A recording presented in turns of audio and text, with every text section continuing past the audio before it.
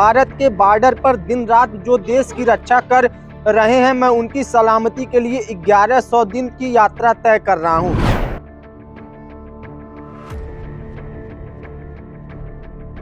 मेरी यात्रा 2026 को यात्रा समाप्त होगी, जो कि मेरी यात्रा 1100 दिन यानी 3 साल 5 दिन की यात्रा है। इस समय सनातन धर्म की संस्कृति है, इस समय सर्वश्रेष्ठ है, सबसे ऊँचे हैं। भारत के लोग तो छोड़ो, देश विदेशों के लोग भी सनातन की संस्कृति को अपना रहे हैं। कभी भोजन की दिक्कत आती है, मतलब जैसे कहीं भोजन नहीं हो पाता है, कहीं रहने की दिक्कत आती है। बस एक दिन में यात्रा चलने का रहता है, एक दिन में 40 प्लस कर देते हैं। मेरा कहना ये है कि संकल्प के द्वारा जो महासंकल्प मैंने लिया है, जिसके घर में गाय नहीं, वो हिंदू है नहीं। सबसे पहले ये इनका ये पूरा रूप देख लीजिए, उसके बाद ये एक बैग ये लिए हैं। इनके बैग पर कुछ बातें लिखी हैं, उसको मैं पढ़ कर के सुनाना चाहूँगा। अपने सहयोगी से कहूँगा कि दिखाएँ। पैदल यात्रा, भारत भ्रमण, तीर्थ पद यात्रा, ये इनका जो है ऊपर लिखा है, ये इनका मूल उद्देश्य है। उसके बाद नीचे लिखा है कि भारत के बॉर्डर पर दिन रात जो देश की रक्षा कर रहे हैं, मैं उनकी सलामती के लिए 1100 दिन की यात्रा तय कर रहा हूँ।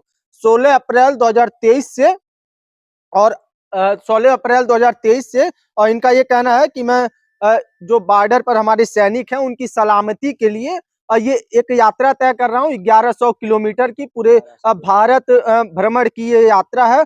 और इनसे बातचीत कर करके चीजों को समझने का प्रयास करेंगे कि इतनी कम उम्र में कहाँ से प्रेरणा मिली कि इन्होंने अब पैदल यात्रा शुरू कर दी। इनके पैर को भी आप दिखाइए कि इन्होंने चप्पल भी नहीं पहना है। अब सर्दियों का मौसम शुरू हो गया, ना पैर में चप्पल है, ना शरीर पे कोई स्वेटर है, ना किसी प्रकार की व्यवस्थाएं हैं, फिर भी ये चल रहे हैं। अपना नाम बता दीजिए। मेरा नाम हरीश वैष्णव है। मैं मध्य प्रदेश जिला टीकमगढ़ के रामवीरों से हूँ और यात्रा को 16 अप्रैल को निकला था, जो कि आज 7 महीने हो गए ऑलमोस्ट। कितनी उम्र है आपकी? उम्र 17 साल। 17 साल की उम्र में कहाँ से ये प्रेरणा मिली कि आपने इतना बड़ा फैसला ले लिया, इतनी बड़ी जो है आप यात्रा को पूरे भारत में आप निकल चुके हैं? ये तो सभी साधु साधु संतों की संगत से थोड़ी बहुत प्रेरणा मिलती रही और बाकी गुरुजी का आशीर्वाद तो है ही मेरे ऊपर। तो साधु संत की प्रेरणा से ही मेरा थोड़ा विचार चेंज हुआ कि कुछ करना चाहिए अपने धर्म के प्रति। बाकी सब लोग अपने व्यक्तित्व के लिए, मतलब मेरा कहना है कि मतलब मठ मंदिर पे बैठना नहीं है, और बैठे तो बहुत लोग हैं, हमको नहीं बैठना। बाकी हमें कुछ से अलग करना है अपने धर्म के लिए, सनातन के लिए। तो मैं यात्रा पे निकला हूँ।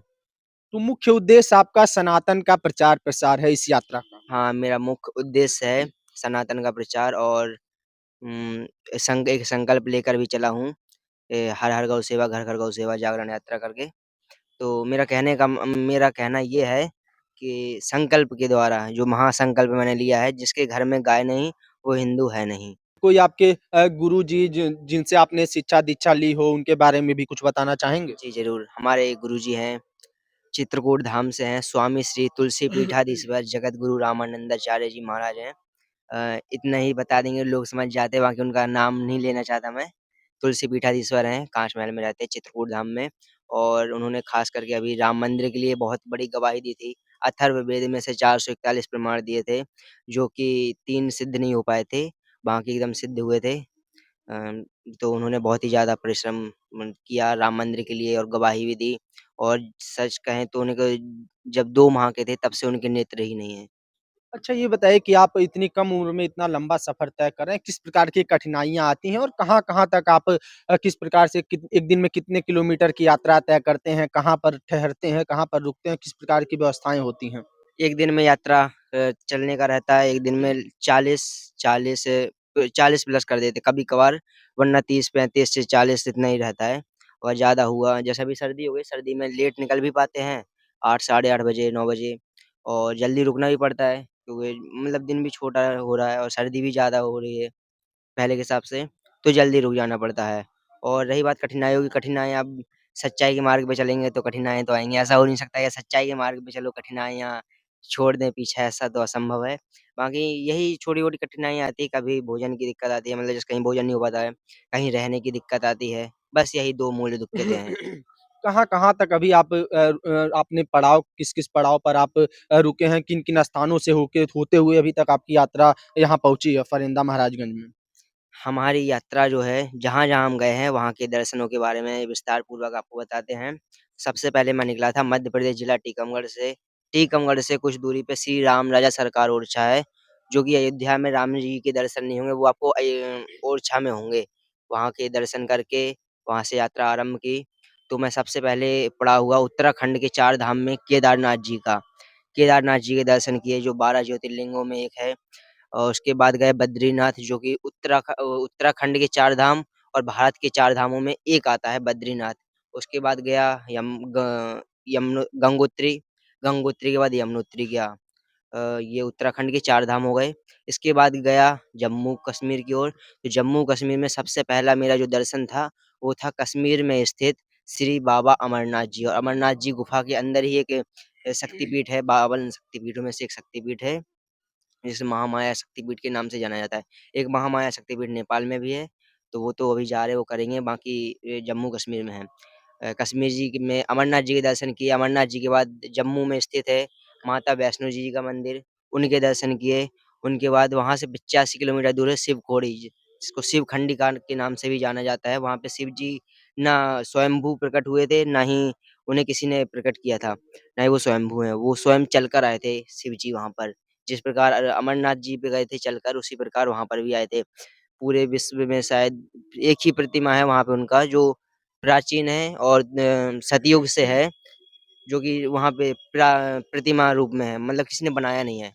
अच्छा, ये बताइए कि घर में कौन-कौन लोग हैं और कितने दिनों से आपने किस उम्र से आपने अपने घर को छोड़ दिया है और इस प्रकार के धार्मिक चीज़ों में आपका मन लगना शुरू हो गया? मेरा मन तो वैसे धार्मिक चीज़ों में लगभग 3 साल से मेरा मन ज़्यादा लगने लगा।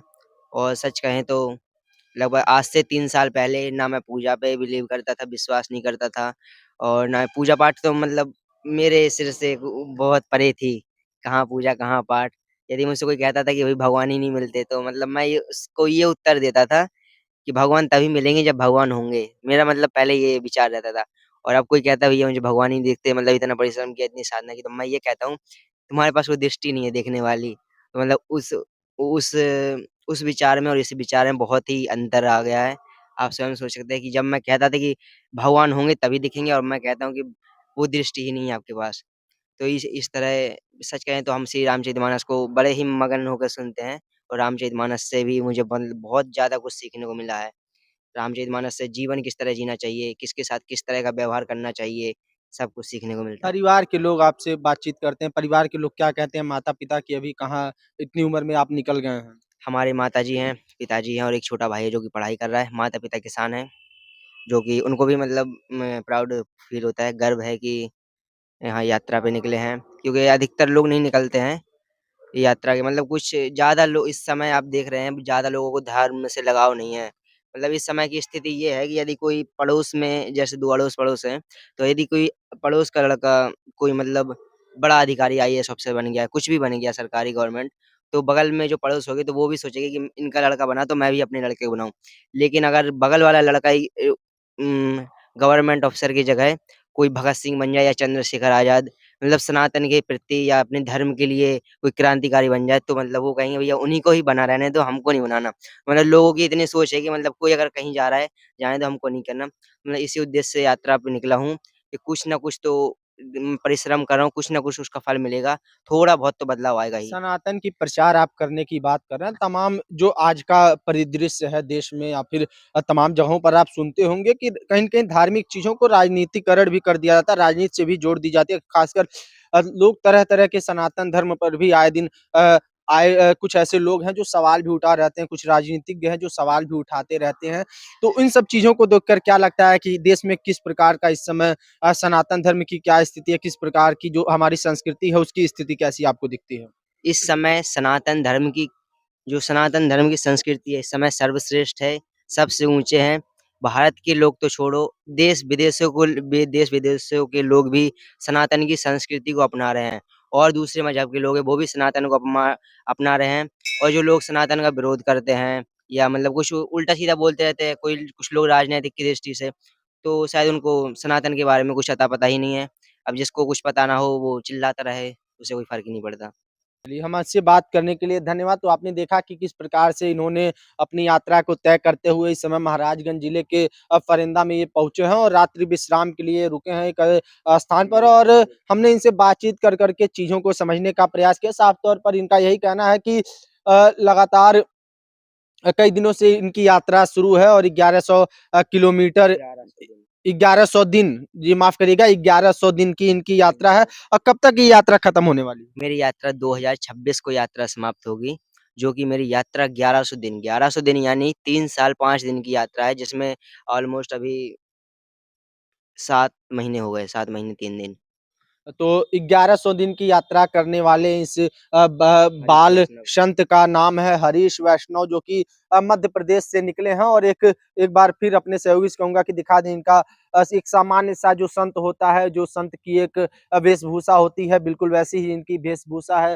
हाथ में बजरंग बली का एक झंडा है, धर्म का प्रचार करने निकले हैं, तो ज़ाहिर-सी बात है धार्मिक चीज़ें होंगी और एक साधारण सा युवक कम अवस्था में धर्म का प्रचार करने निकले हैं। तो कहीं न कहीं जो आज का दृश्य है, जो आज का परिदृश्य है, जो आज का माहौल है, जहाँ लोग अपने कल्चर से, अपनी सांस्कृतिक चीज़ों से लगातार दूर होते जा रहे हैं, उस बीच एक कम उम्र के युवक की इस प्रकार से एक अनोखी पहल, एक समाज में संदेश अच्छा संदेश देने का काम कर रहे हैं और ऐसी ही तमाम अन्य खबरों के लिए हमारे साथ बने रहें और देखते रहें हिंदी नेटवर्क।